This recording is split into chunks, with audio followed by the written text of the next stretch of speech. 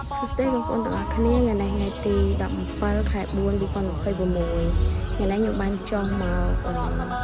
មើលការងារនិយាយទៅការងារផ្ទះបគាត់ហើយប៉ុន្តែយើងអត់ទាន់បានថតពេលថ្ងៃមុនយើងជាប់ចូលឆ្នាំមក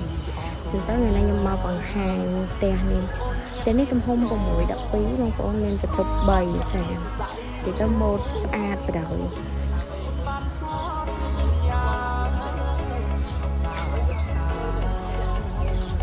ទៅនេះជ្រៃសាហាវហ្មងបងប្អូនចាជាមួយនាំទៅមើលខាងក្នុងផ្ទះហើយមួយទៀតទ្វារគឺខ្ញុំឲ្យម្ចាស់ផ្ទះរើសតាមចិត្តរបស់គាត់ដូចគ្នាគាត់ឆ្លាញ់ទ្វារណាគឺខ្ញុំផ្ញើរូបឲ្យមើលគាត់រើសបានតាមចិត្តក្រោរបស់យើងតាមបន្ទប់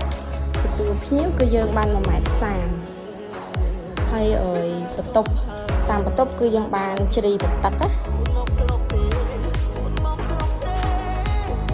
នេះយើងខាងនេះបន្ទប់មួយទៀតនេះក៏រៀបអីវ៉ាន់ចូលហើយ